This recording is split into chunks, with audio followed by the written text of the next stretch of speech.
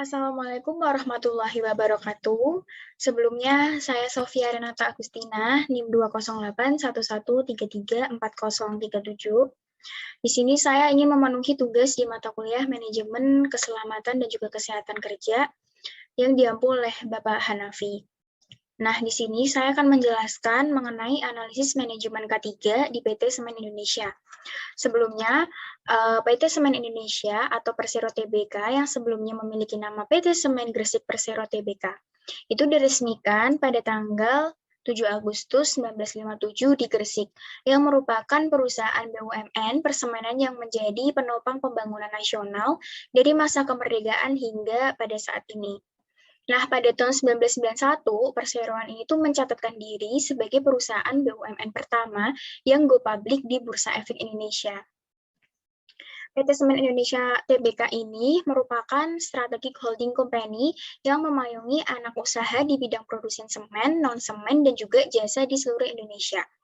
PT Semen Indonesia saat ini telah menguasai pangsa pasar nasional dan jangkauannya pasar itu regional. Perseroan juga berupaya menjadi perusahaan penyedia solusi bahan bangunan terdepan di regional dengan menyediakan berbagai produk dan layanan yang lengkap dan juga berkualitas. Nah, kita langsung next. Nah, untuk topik bahasan yang akan kita bahas kali ini, itu yang pertama ada program K3, teknologi dan alat-alat K3, sama aplikasi K3 perkantoran dan juga IT. Ini saya jadiin satu karena teknologi alat-alat aplikasi ini menurut saya hampir sama.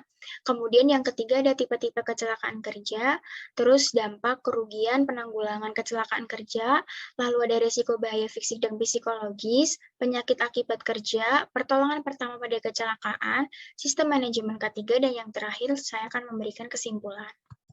Kita langsung masuk ke topik yang pembahasan pertama, yaitu mengenai program K3 atau program kesehatan dan juga keselamatan kerja.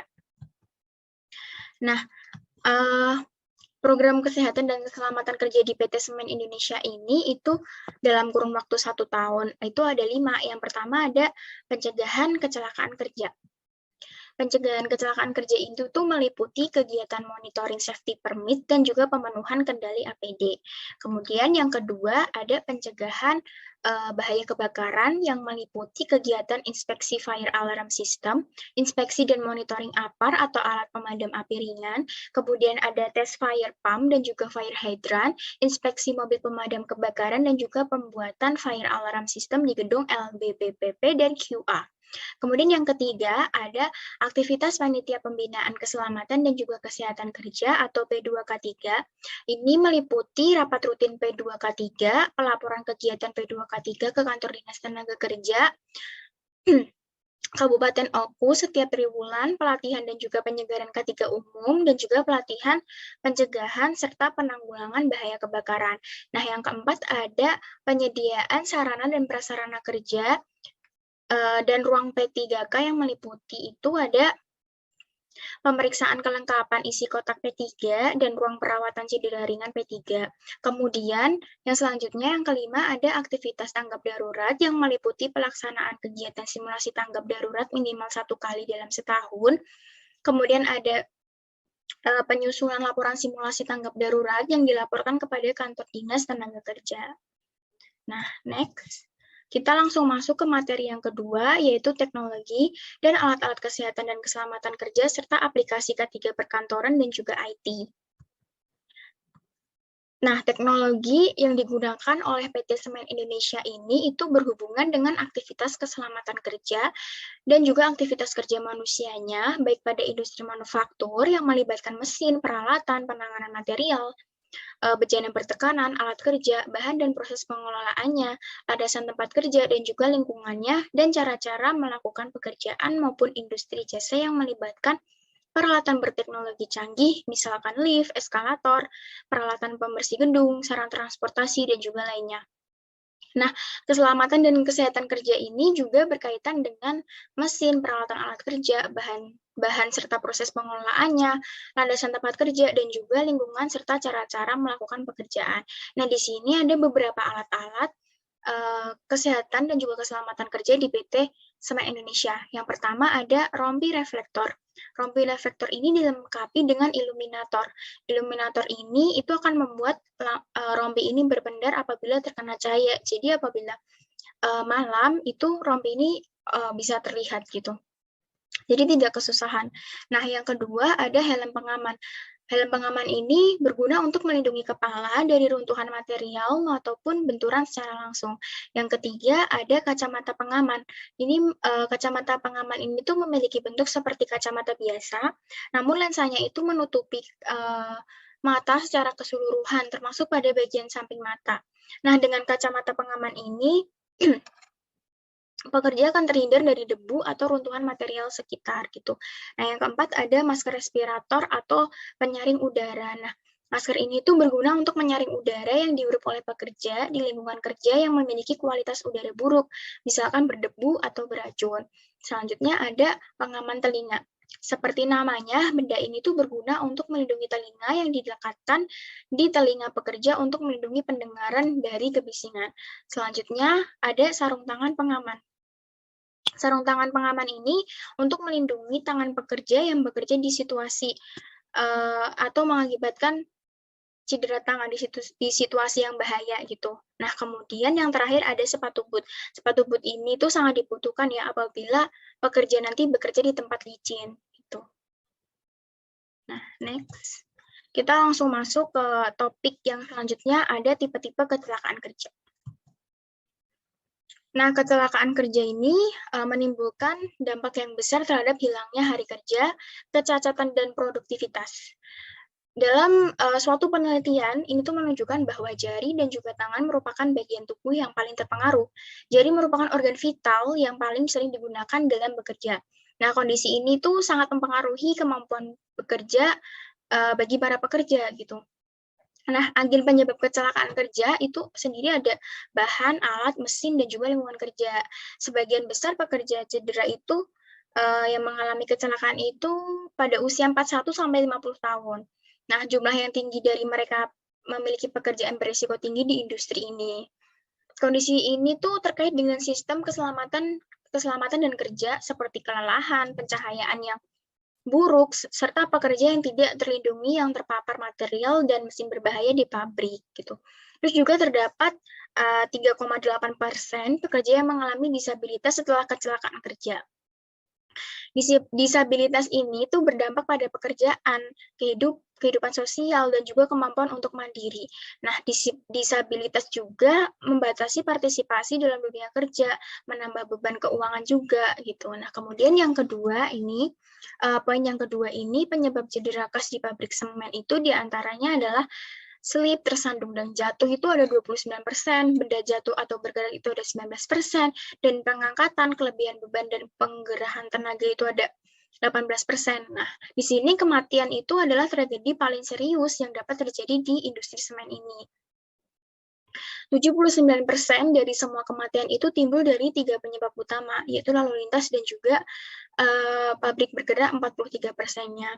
Jatuh dari ketinggian dan barang jatuh itu ada 21%, dan juga terjebak dalam peralatan bergerak itu 15%. Dilaporkan bahwa kontraktor dan karyawan muda atau sementara termasuk kategori beresiko tinggi di pabrik semen ini. Gitu. Next.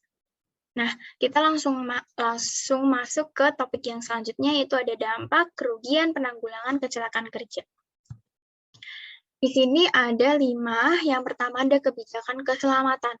Nah, kebijakan keselamatan ini untuk menerapkan praktik keselamatan di lokasi perusahaan, memberikan kebijakan keselamatan dan kesehatan kerja untuk semua pemain kunci sesuai dengan Undang-Undang Keselamatan dan Kesehatan Kerja tahun 1994. Kebijakan perusahaan adalah untuk melakukan operasinya dengan cara yang akan memastikan praktik keselamatan, kesehatan, dan juga kesejahteraan yang wajar di tempat kerja bagi karyawan.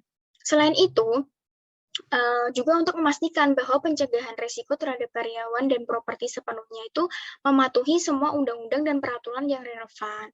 Kemudian untuk poin yang kedua itu ada pendidikan dan juga pelatihan. Perusahaan selalu menekankan pentingnya keselamatan dan kesehatan kerja di lokasi konstruksi. Salah satu cara untuk menanamkan budaya keselamatan di antara para pemain kunci adalah dengan mendidik mereka melalui kursus pelatihan. Perusahaan akan memastikan bahwa semua pekerja baru akan mengikuti pelatihan induksi yang diberikan setiap minggu.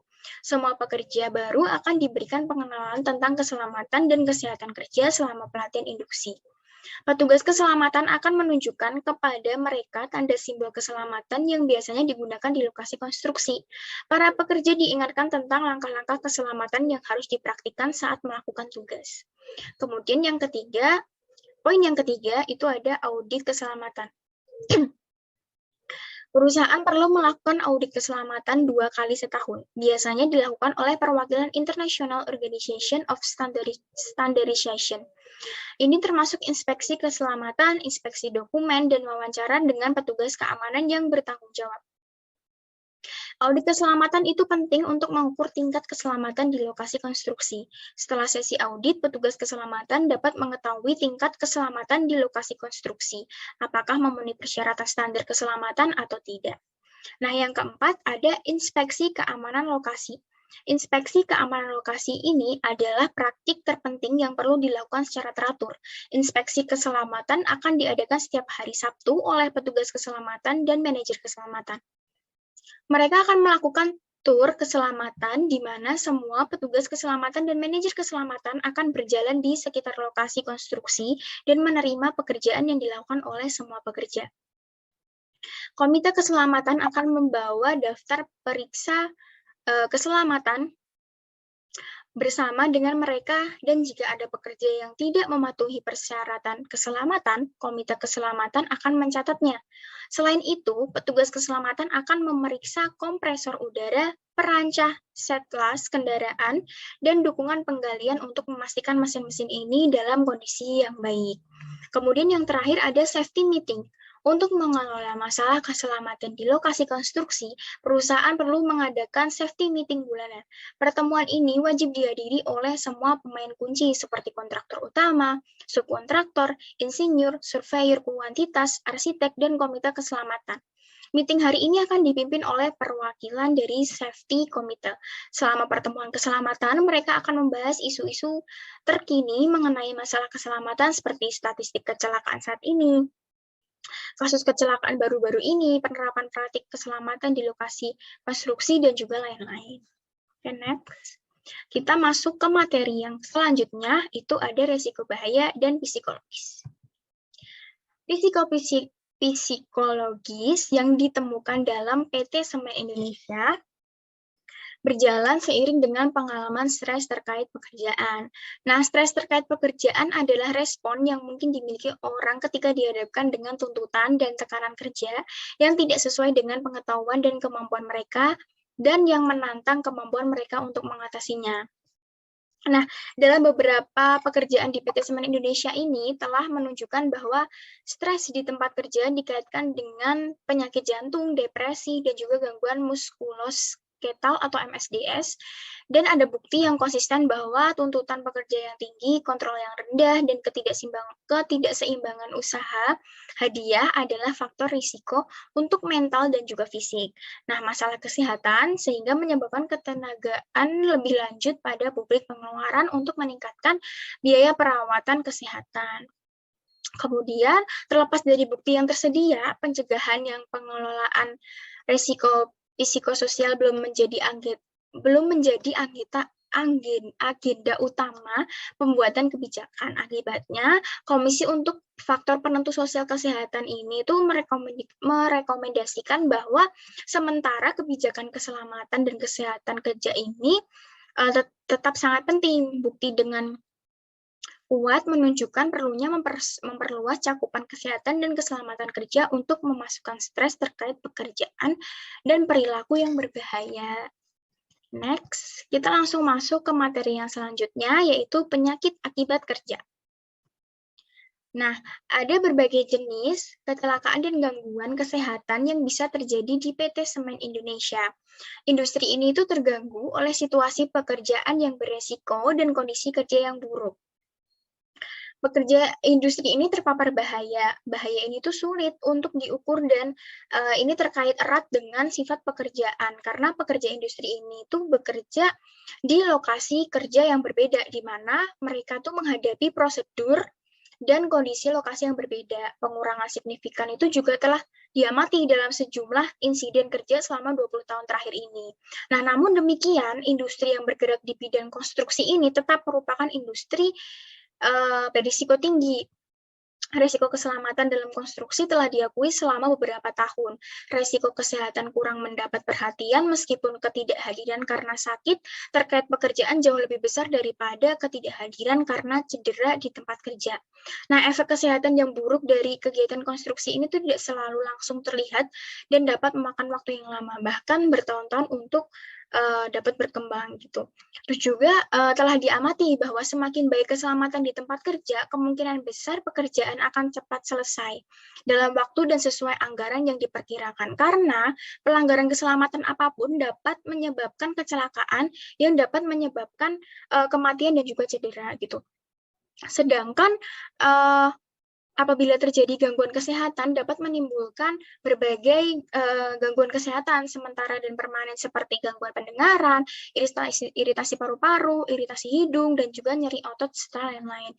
Selain kerusakan fisik juga, kejadian ini itu dapat mempengaruhi proyek dalam berbagai aspek yang dapat kelebihan waktu, pembengkakan biaya, kualitas rendah, hilangnya jam kerja pekerja, dan kompensasi yang dibayarkan kepada pekerja itu setelah insiden tersebut. Insiden ini juga secara signifikan itu mempengaruhi tingkat produksi para pekerja. Next. Nah, yang selanjutnya adalah pertolongan pertama pada kecelakaan.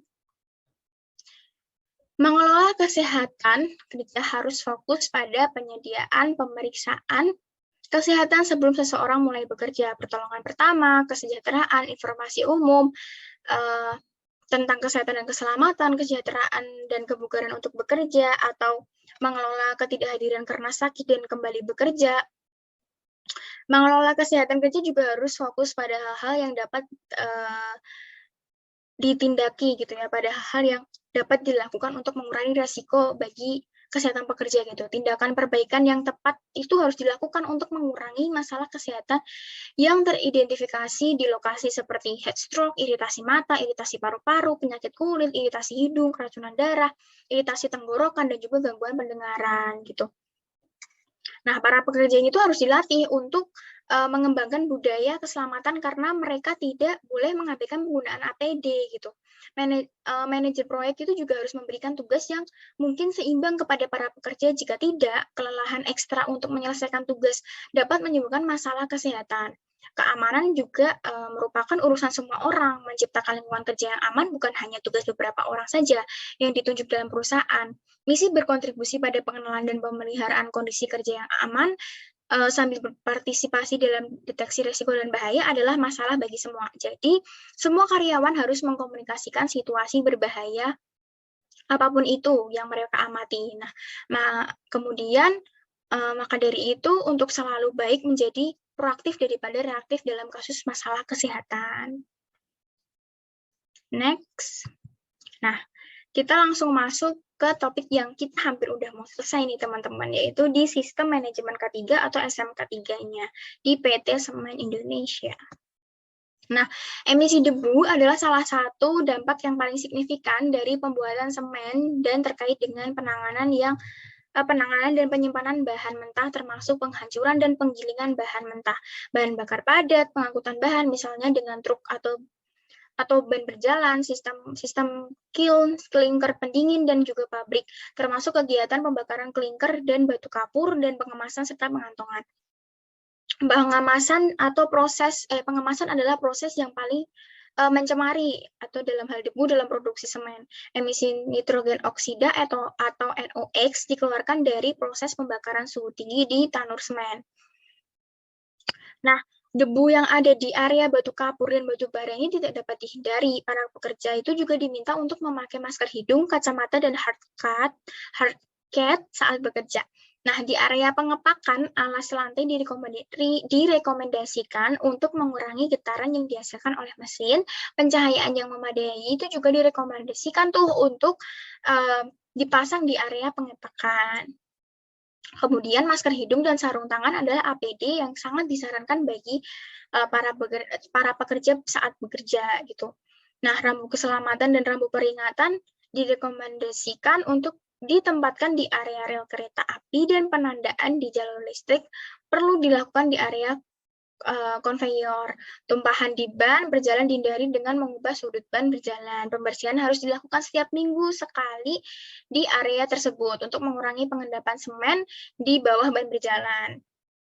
Nah, kemudian lantai yang rusak juga perlu direkonstruksi nih untuk menghindari jatuhnya para pekerjanya nanti. Pencahayaan yang memadai juga harus dilakukan pada area yang diperlukan gitu. Oke, next. Wah, kita udah nyampe di yang paling ujung nih, topik yang paling ujung yaitu kesimpulan. Oke, di sini saya akan memberikan kesimpulan dari materi yang sudah saya sampaikan di slide-slide berikutnya. Nah, jadi kesimpulannya adalah industri manufaktur semen padat karya dan menggunakan proses manufaktur skala besar dan berpotensi berbahaya. Nah, oleh karena itu kesehatan dan keselamatan menjadi prioritas utama dalam industri semen bagi karyawan, kontraktor, pengguna akhir, dan mereka yang berada di sekitar operasinya gitu. Paparan debu dan juga suhu tinggi, kontak dengan zat alergi, dan paparan kebisingan itu dapat didefinisikan sebagai bahaya yang terkait dengan kesehatan. Saat jatuh atau benturan dengan benda, luka bakar, permukaan yang panas, dan transportasi, bekerja di ketinggian, terpreset, tersandung, terjatuh, itu dapat didefinisikan sebagai bahaya yang terkait dengan keselamatan. Nah, ini adalah masalah yang paling kritis nih, yang memastikan budaya kesehatan dan keselamatan di tempat kerja. Nah, untuk tujuan ini, kebijakan kesehatan dan keselamatan itu harus disesuaikan dengan kebijakan lain dari perusahaan. Nah, selain itu, kebijakan manajemen risiko perusahaan juga harus mengembangkan, dan penilaian risiko juga harus secara teratur serta efisien. Oke, mungkin segitu aja materi yang dapat saya sampaikan. Terima kasih sudah menonton dan sudah menyimak. Semoga materi yang dapat saya sampaikan ini berguna dan mudah dipahami. Sekian dari saya. Wassalamualaikum warahmatullahi wabarakatuh. Terima kasih. Bye-bye.